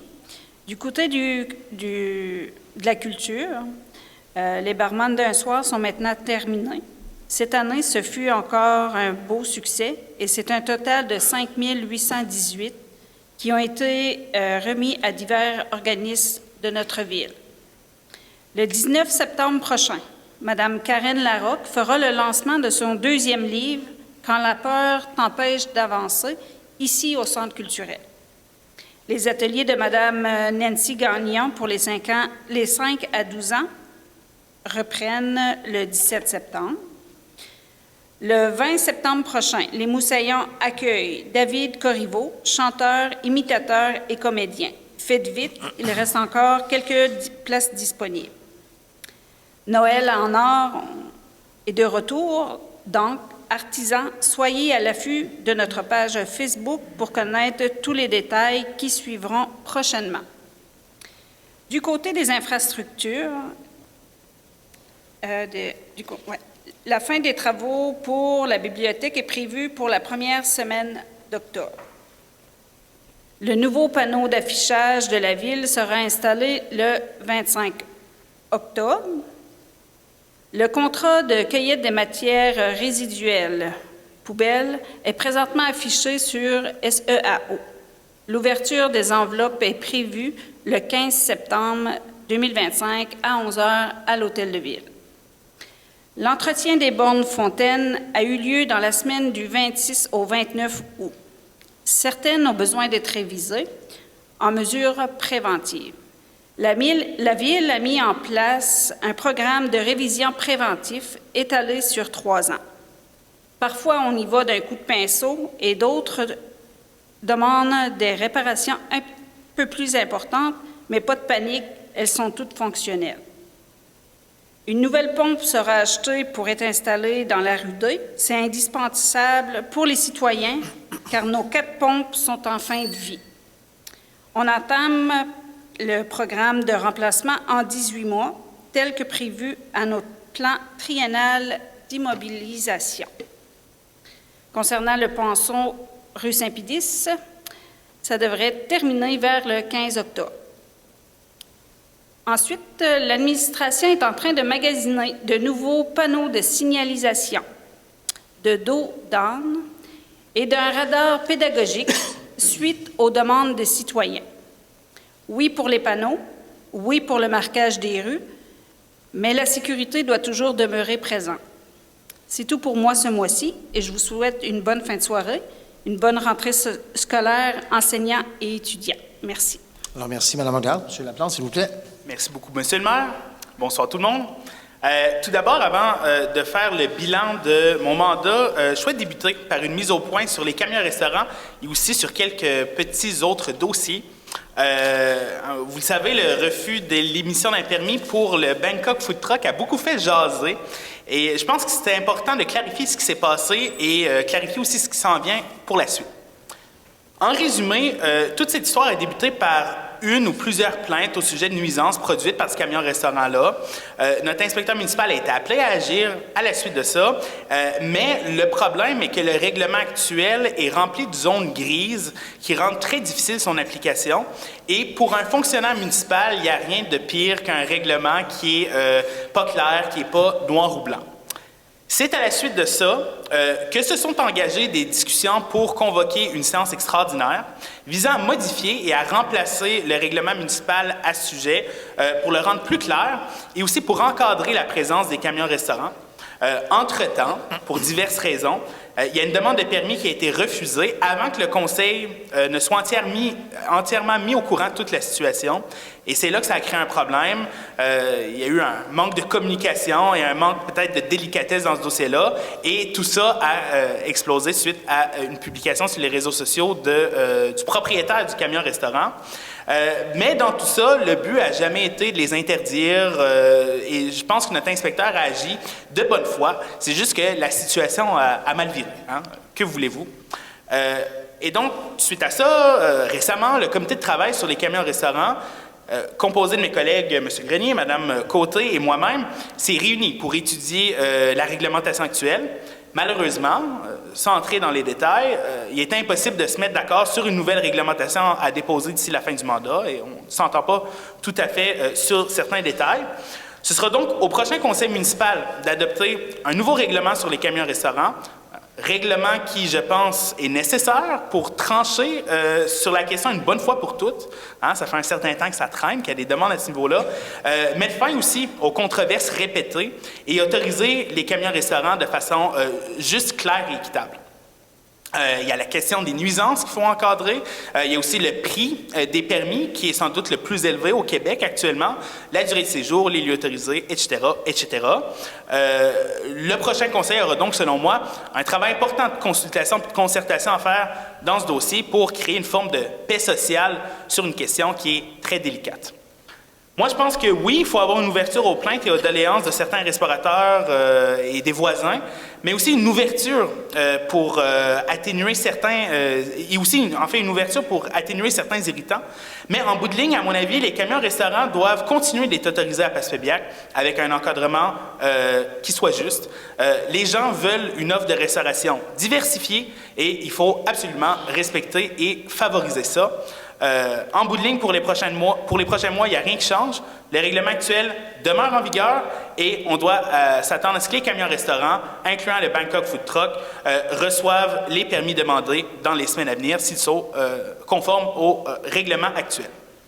Et c'est ce qui conclut la partie pour les camions-restaurants. Après ça, en rafale, j'ai quelques points. D'abord, je vais participer à 2 conseils d'administration prochainement, dont celui de l'Office d'habitation Baie-des-Chaleurs. On a un point à l'ordre du jour de notre rencontre qui porte sur la gestion du programme de supplément de loyer dans le cadre du nouveau projet de logement Les Espaces Passepébiac, le projet qui a été annoncé. Alors, si j'ai des nouvelles intéressantes à vous donner à ce sujet, j'en ferai le suivi en octobre. D'ailleurs, j'en profite pour dire que ce projet de logement est une excellente nouvelle et que je tiens à féliciter les habitations populaires ainsi que tous les partenaires pour leur excellent travail. Par la suite, je pense qu'il faut travailler pour créer encore plus de logements abordables sur notre territoire pour mettre fin à la crise du logement qui sévit toujours. Ensuite, dans un autre ordre d'idée, j'ai participé en fin de semaine à la manifestation à New Carlisle pour le retour du train de passagers et j'ai participé à la fête de la famille et des voisins. Maintenant que j'ai fait rapport sur le dernier mois, au moment où nous sommes, je dois aussi faire rapport sur les 2 dernières années et me positionner sur les 4 années à venir. D'entrée de jeu, vous le savez, ça n'a pas toujours été facile. J'ai bûché quand même depuis mon arrivée au conseil. Je pense que vous savez pour la plupart pourquoi. Mais je dois dire que malgré tout, ce fut vraiment une expérience extraordinaire. Ce fut une expérience extraordinaire de tenter d'amener de la nouveauté au conseil municipal, de travailler pour les gens, puis de recevoir l'appui populaire pour les différentes batailles que j'ai menées. Batailles que je suis fier d'avoir menées en tenant mes principes et en étant guidé parce que Passepébiac a besoin pour se développer à son plein potentiel. Que ce soit pour que la Ville intervienne pour favoriser le développement commercial et attirer une 2e épicerie, que la Ville en fasse plus pour nos jeunes ou que la Ville gère l'argent public avec plus de rigueur et plus de transparence, entre autres choses, j'ai jamais hésité à défendre sans relâche l'intérêt des citoyens, aussi difficile que ça pouvait parfois être. Et c'est grâce à ce travail que, par exemple, la Ville a appuyé un budget participatif. La Ville a appuyé la création d'un comité sur la sécurité routière et a appuyé une demande pour réduire la vitesse sur la rue Chapado. Et on voit également que des démarches sont effectuées présentement par l'administration pour avoir des radars pédagogiques et avoir des dos down également. Donc, j'en suis très heureux. C'est aussi grâce à ce travail que la Ville a agi plus rapidement pour sécuriser le parc au banc de pêche, que la Ville a reculé sur l'achat de clôture à 60 000 $ pour lesquels on n'avait aucune facture et aucune explication claire ou, disons, juste. C'est aussi pour ça que la Ville a donné un meilleur accès aux élus, aux comptes à payer, ainsi qu'aux pièces justificatives de ces dépenses-là, que la Ville a amélioré son processus budgétaire qui, à mon arrivée, en tout cas en ce qui me concerne, n'était pas très satisfaisant, que la Ville a serré un peu la vis sur l'éthique et la déontologie à certains égards, que les citoyens ont eu l'heure juste sur l'achat de toilettes auto-nettoyantes à 350 000 $ auquel je m'étais opposé, que les citoyens ont été informés sur l'existence d'une clause de non-concurrence qui empêche une épicerie de s'installer chez Robin et pour laquelle le Bureau de la concurrence du Canada a reçu une plainte et fait présentement son travail, etc., etc. Et ça, je l'ai toujours fait en étant guidé par la démocratie et l'importance de la démocratie. Vous savez, avant que je sois élu dans la partielle, toutes les décisions ici étaient discutées et décidées en privé, à huis clos, sans que personne ne soit mis au courant du raisonnement collectif ou individuel, toute la réflexion qui mène à la prise de décision. Ensuite, adoptée à l'unanimité à coup de oui, oui et oui d'accord, toujours et encore, sans qu'on puisse juger de la qualité de la réflexion derrière, ce qui est réellement important. J'étais contre cette façon de faire et je pense l'avoir, disons, cassée au meilleur de mes capacités. Et la raison pour laquelle j'ai fait ça est très simple. C'est qu'un élu dans la vie est payé pour donner son opinion. Et cette opinion, sauf dans les cas de certains dossiers plus sensibles ou d'une grande simplicité et évidence, mérite d'être partagée et discutée en public pour éclairer non seulement le Conseil, mais aussi la population sur des sujets qui sont d'intérêt public et qui les touchent directement comme citoyens et comme payeurs de taxes. Si on est pour, il faut le dire pourquoi. Si on est contre, il faut le dire pourquoi. Et si on a une proposition à faire, moi je pense que c'est intéressant qu'elle arrive à la table du Conseil en public pour que la réflexion soit plus riche et que les gens aient accès au travail du Conseil.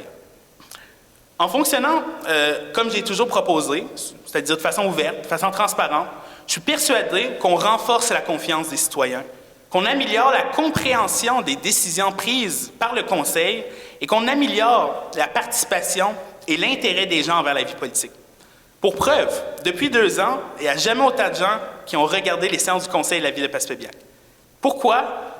Parce que nous sommes finalement arrivés en 2025 et qu'on s'est mis à discuter publiquement sur des sujets qui sont intéressants à suivre pour la population.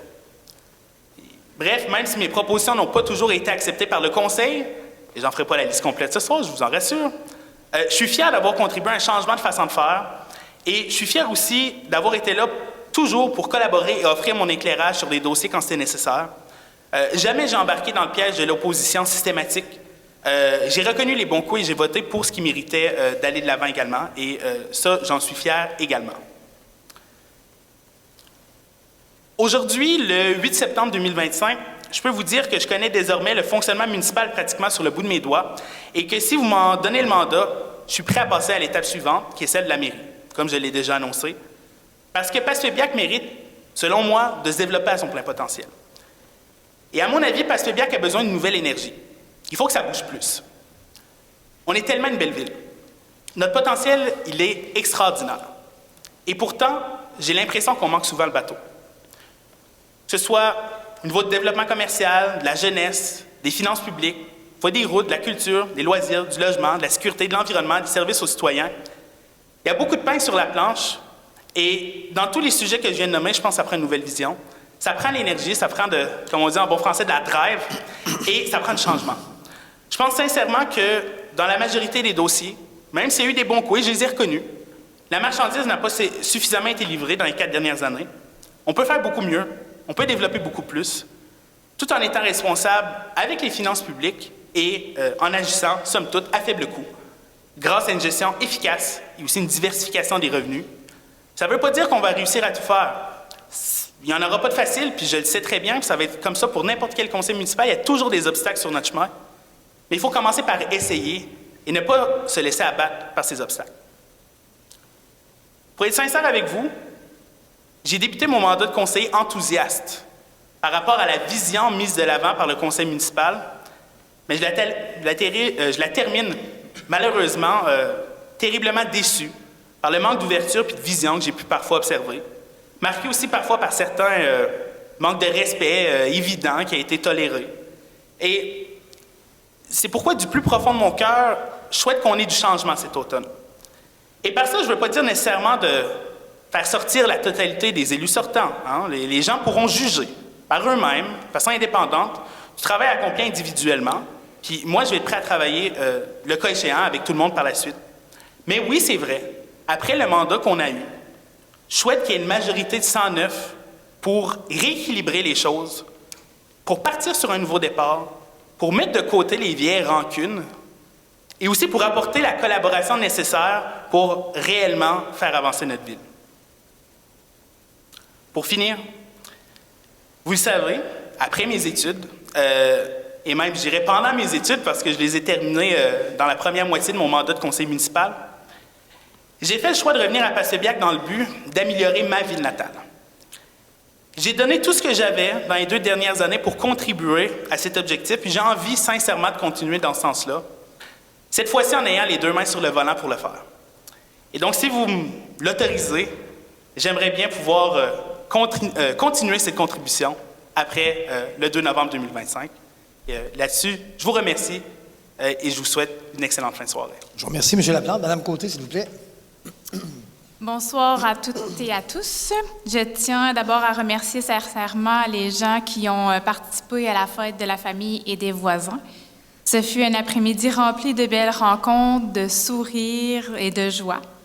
Les gens ont dansé, les enfants se sont bien amusés dans les jeux gonflables et Dame Nature a été de notre côté en nous offrant une journée magnifique. Tout était au rendez-vous pour en faire un beau succès.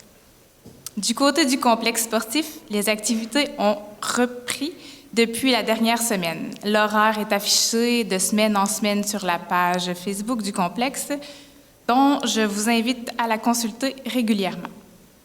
Nous avons l'événement du Showcase le 11 et 12 octobre et très prochainement, au mois de novembre, ce sera le 50e anniversaire du tournoi Bantam.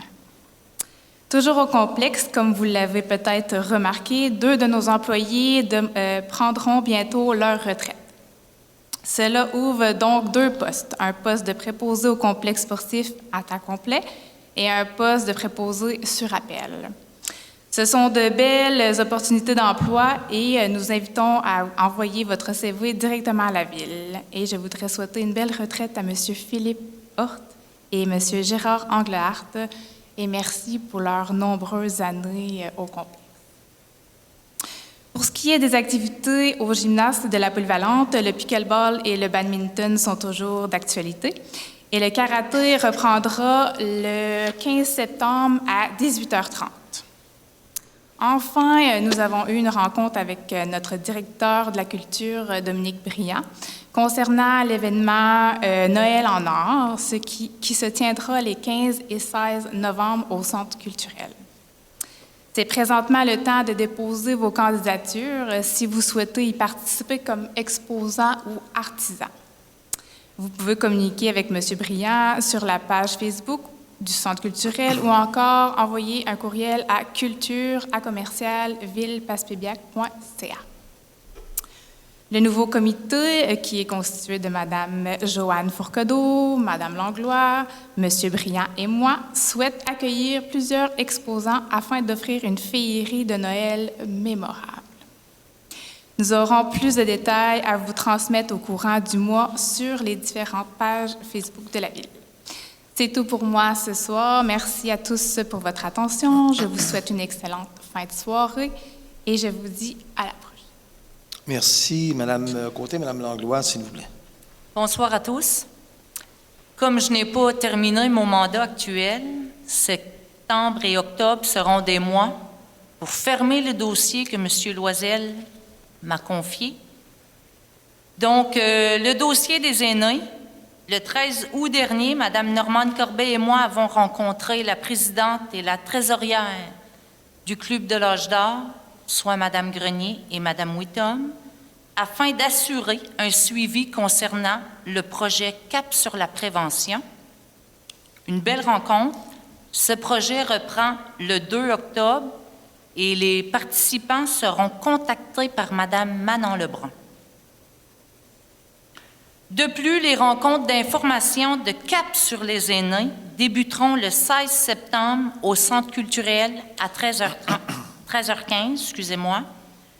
Nos personnes ressources invitées seront Mme Karine Fortin et Jade Landry du Centre d'assistance et d'accompagnement aux plaintes et Mme Nancy Loisel, infirmière du CLSC, qui viendra parler de la prévention par la vaccination. Bienvenue à tous. Concernant le dossier camping, le 29 août dernier, les campeurs ont eu droit au dernier événement social de la saison. De plus, j'ai rencontré une dernière fois cette communauté afin de les entendre encore une fois sur les améliorations à apporter sur le camping. De ce fait, j'en ai profité pour clore mon dossier. Événements, fête des voisins et fête de la famille. Le 30 août dernier, Mme Côté et moi avons décidé d'arrimer ces deux fêtes. Ça a été un événement qui a permis aux gens de tisser des liens, de briser l'isolement et de développer le sentiment d'appartenance à notre ville. Finalement, je vais profiter de mon court bilan du mois pour faire une mise à jour concernant une rumeur à mon égard, celle d'une mairesse à temps partiel. Ces mots n'ont pas sorti de ma bouche. Donc, ce sont des spéculations et les gens ne sont même pas au courant de mes arrangements professionnels. Donc, je vous tiendrai au courant en temps et lieu. J'ai toujours donné sans compter. Voilà.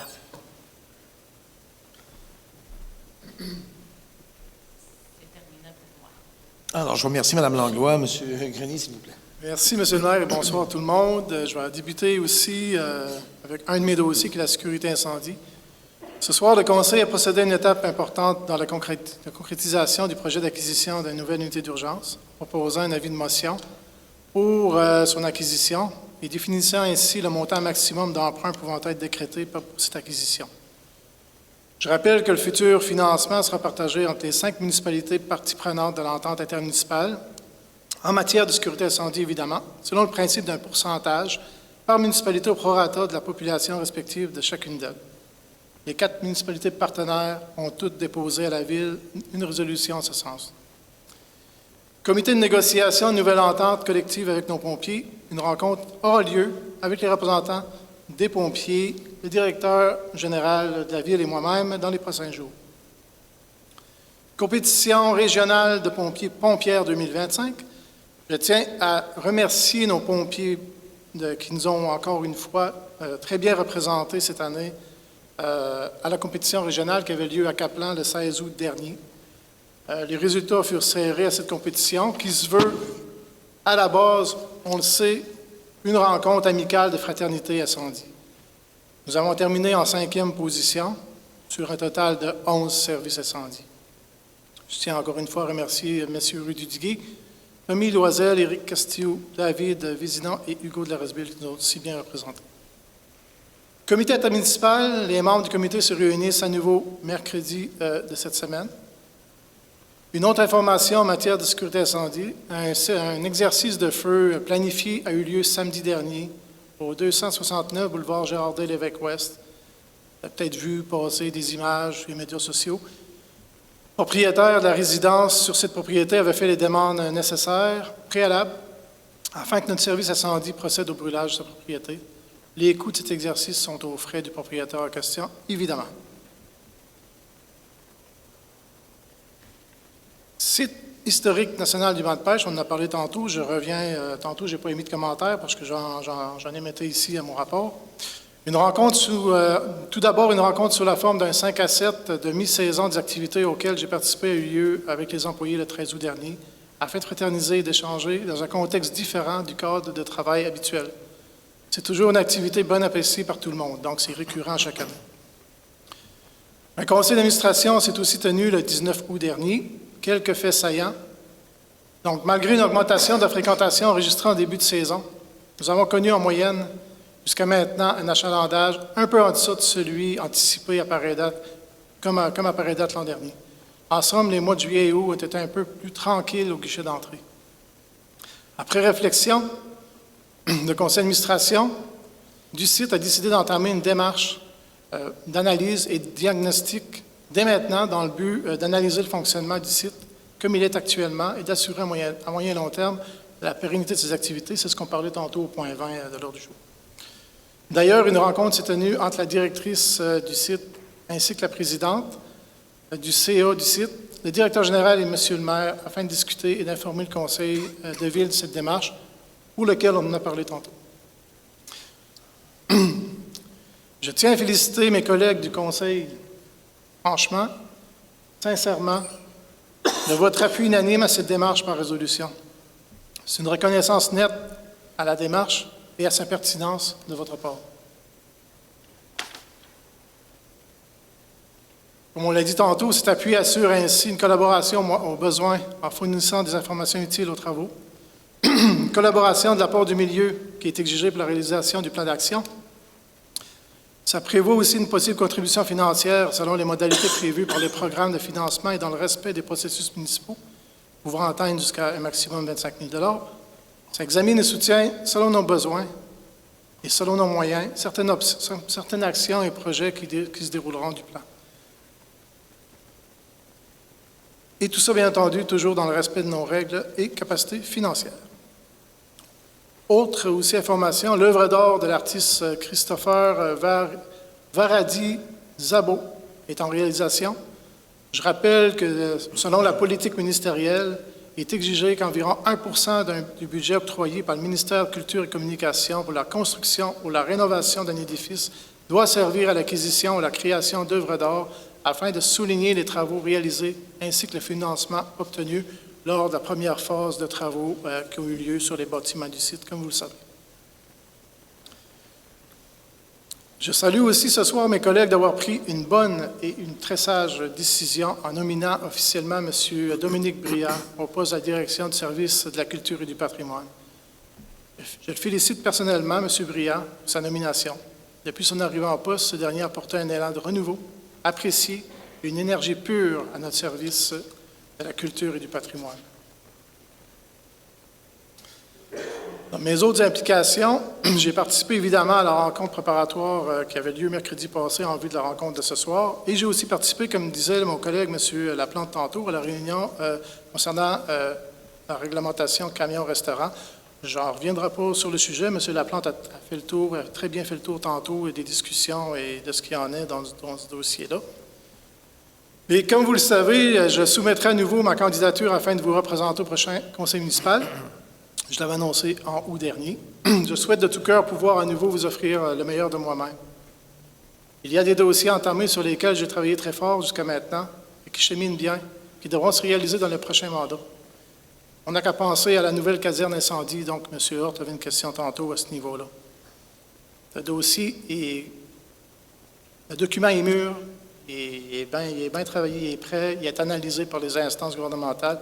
Évidemment, on attend les programmes d'aide financière, comme M. le maire l'a dit tantôt.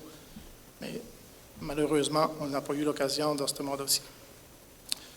Je suis bien conscient que rien n'est vraiment simple dans la concrétisation de projets en politique municipale. Mais cette réalité, je la connais et elle me motive plus que jamais à y mettre toute mon énergie. Alors, chers citoyens, je me permets de lancer une certaine piste de réflexion qui se veut, à mon avis, très importante. Si vous avez constaté et si vous avez évalué qu'un élu vous a bien servi par son implication au conseil, sa rigueur auprès de sa communauté, il a su livrer régulièrement la marchandise avec les moyens dont il disposait au quotidien. Il a été en mesure de cibler et cerner les enjeux de sa communauté avec discernement. Je crois sincèrement que vous êtes bien représenté par celui-ci. Dans le monde politique de proximité dont nous faisons tous partie, avec sa réalité, ses réussites et ses difficultés, vous méritez sincèrement d'avoir des élus en mesure de vous représenter. Je tiens donc à souhaiter la meilleure des chances à tous mes collègues du Conseil qui tenteront, tout comme moi, de revenir travailler avec cœur et acharnement au devoir de leurs citoyens. C'est en quelque sorte un aveu de missionnaire, et je fais ici référence à un témoignage, une explication personnelle de l'engagement. De mon côté, je vous l'assure, cet engagement. Merci à vous tous de vous intéresser aux affaires municipales de votre ville, que ce soit par votre présence, par visionnement Internet, par vos discussions en ville. C'est bien d'être informé, mais dites-vous toujours qu'il est primordial d'être bien informé. C'est ici même, à votre conseil de ville, le meilleur endroit pour recevoir ces informations. Merci tout le monde. Bonne fin de soirée et on se revoit au mois d'octobre. Alors, merci, M. Grenier. C'est intéressant. On se sent en campagne électorale un peu partout. C'est vrai que c'est la semaine prochaine, ça va se passer. C'est très intéressant. On est rendu, ça nous mène, je vous félicite tout le monde, hein. On est rendu au point 23, affaires nouvelles. On parle d'informations relatives aux élections municipales, justement, du 2 novembre 2025. Alors, c'est tout juste à titre d'information qui m'a été remise par Mme Castillo, Lina, que la période de dépôt des candidatures sera du 19 septembre au 3 octobre prochain, 2025, jusqu'à 16h30, et ce, au bureau de la présidente d'élection ou de la secrétaire d'élection.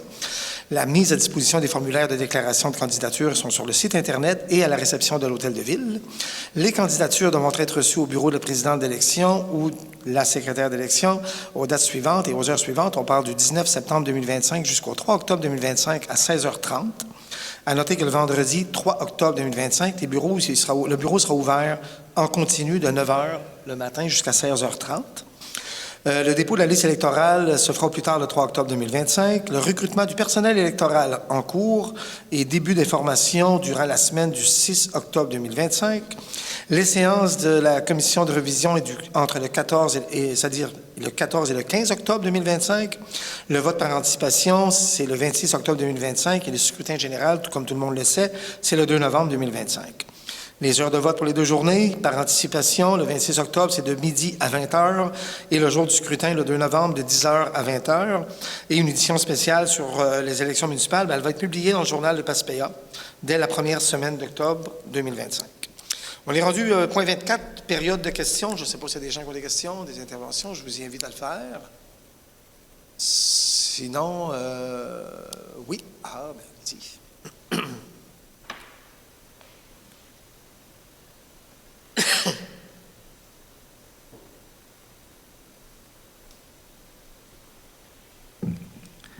Merci beaucoup. C'est pas vraiment une question, c'est plus une explication. Oui. Si vous me le permettez, Monsieur le maire. Tout à fait. Nicole Grenier pour le conseil d'administration du site historique du banc de Passepébiac. Je suis accompagnée aussi de Madame Catherine Thibault, qui est la directrice générale.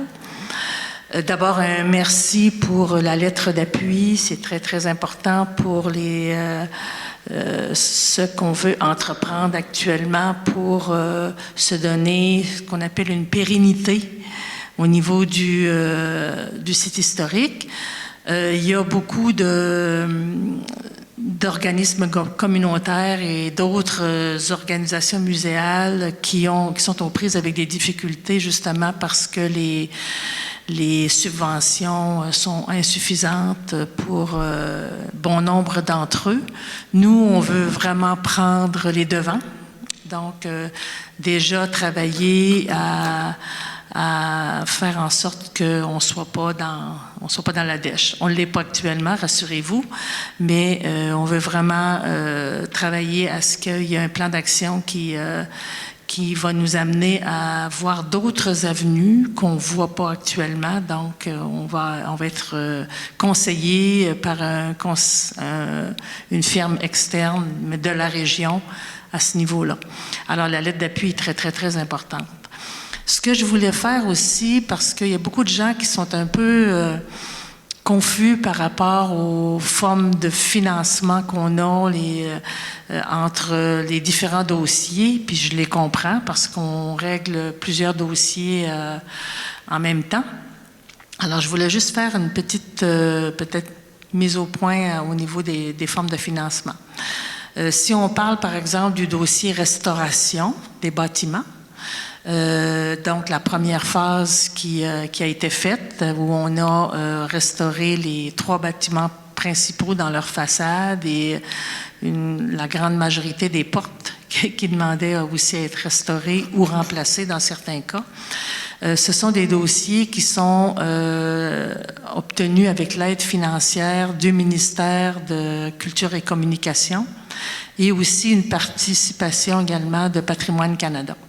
Alors, ce sont des dossiers, on parle d'1,5 million là, pour cette première phase-là, incluant aussi l'œuvre d'art dont M. Grenier parlait tout à l'heure.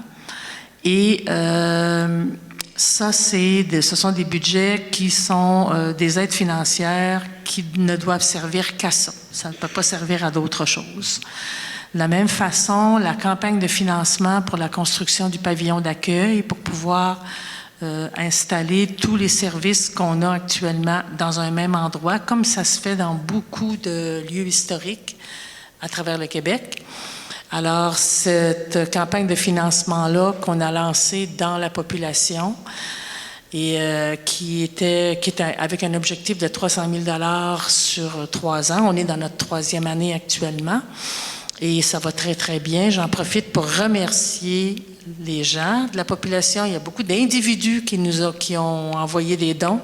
Il y a aussi les commerces, il y a aussi des petites entreprises de la région. Alors, c'est très, très, très apprécié. On les trouve très généreux. On est content d'être appuyés comme ça dans ce programme-là.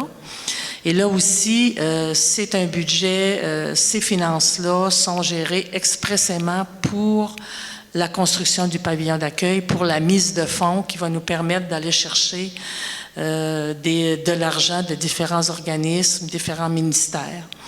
Alors ça, c'est important d'avoir cet appui-là.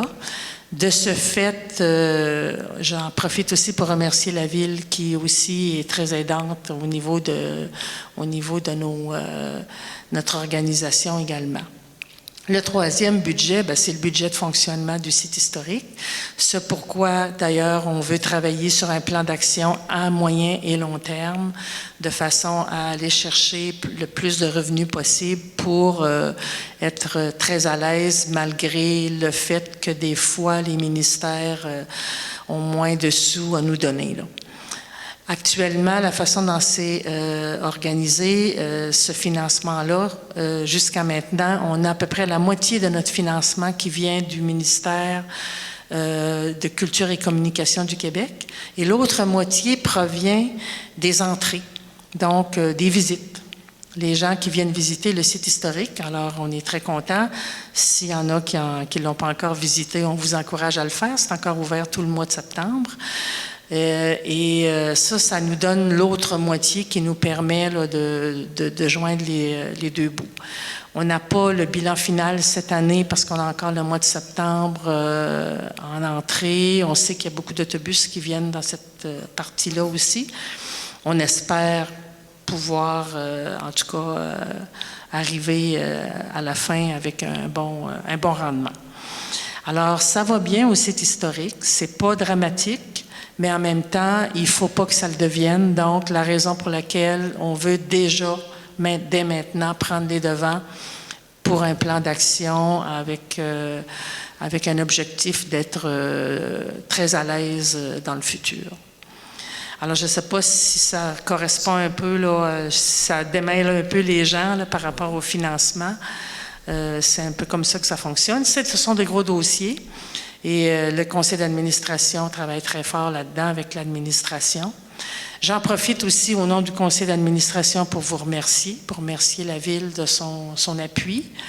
Remercier la population aussi qui nous appuie. C'est très, très important parce que quand on arrive pour aller faire des demandes au niveau des différents ministères, différents organismes, quand on a un appui comme ça joue beaucoup.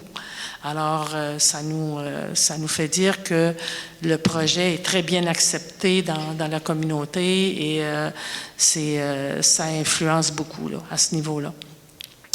Je veux, à titre de contribuable, maintenant vous remercier le conseil municipal, le maire avec son équipe, pour les 4 années que vous avez réalisées. Et je pense que pour une jeune équipe qui commençait, en presque totalité, je pense que vous avez relevé un défi important. Alors, je vous remercie beaucoup, une bonne continuité. Je souhaite à tout le monde la meilleure chance, soit dans leurs élections ou dans leurs nouvelles entreprises. Merci beaucoup. Je vous remercie infiniment. Premièrement, c'est une très bonne mise en situation de la situation actuelle du site historique. Je vous remercie également de vos commentaires à l'égard du conseil. C'est très gentil de votre part. Alors, je ne sais pas s'il y a d'autres personnes qui ont des interventions à faire. Sinon, ça nous mène à lever l'Assemblée. Et avant de le faire, bien, écoutez, je suis obligé de vous féliciter tous et chacun dans la démarche que vous entreprenez. Et vous savez, quand je suis arrivé en 2021, je voulais le moins possible m'appuyer sur les prédécesseurs. Parce que les gens font des actes selon leurs connaissances, selon leurs convictions, puis c'est bien correct comme ça. On a fait le même travail.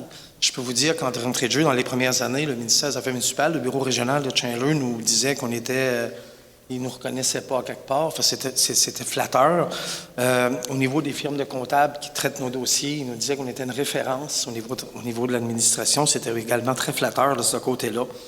Et je souhaite juste qu'on continue dans la même veine, puis ayez vos convictions, ayez votre façon de voir les choses, c'est important, mais aller de l'avant, je le vois de même. Personnellement, j'ai un sentiment du devoir accompli, malgré que peut-être personne pourrait penser qu'on aurait pu en faire plus ou différemment, puis c'est correct, c'est parfait comme ça, mais j'ai le sentiment d'avoir bien travaillé, d'avoir été en contact avec la population à la hauteur de mes possibilités, en participant pratiquement à tous les événements qu'il y avait auprès de la Ville. Et je vais continuer à le faire, même si je ne suis plus à la mairie. Alors, je ne veux pas vous faire miroiter quoi que ce soit, c'est une réalité, puis on est une belle communauté, on est privilégiés, on a le site historique, Mme Grenier, je vous remercie de vos commentaires. On a des joyaux comme ça ici qui est important. Monsieur parlait du monticole tantôt, c'est un jouet qu'on a chez nous. Il nous appartient qu'on doit travailler là-dessus. Le complexe sportif également, on est privilégié d'avoir, on a reçu des équipes de la Ligue junior majeure qui ont adoré nos infrastructures ici, autant avec le centre culturel. Alors, on est privilégié, mais on a toujours des enjeux encore et on en aura également toujours. Alors, ceci étant dit, j'espère juste que vous retiendrez un très bon souvenir de notre passage, ça je le souhaite. On est rendu au point 25, le dernier point, la levée de l'Assemblée. Alors, j'aurais besoin de quelqu'un qui en fasse la proposition, s'il vous plaît. J'en ferai la proposition. Je vous remercie, Mme Côté. Mme Angléard, ça va pour vous? Oui. M. Laplante aussi? Oui. Mme Langlois? Oui. Et M. Grenier? Oui. Alors, il est proposé par Mme Marie-André Côté et résolu à l'unanimité que la séance soit levée. M. le greffier, il est 20h33.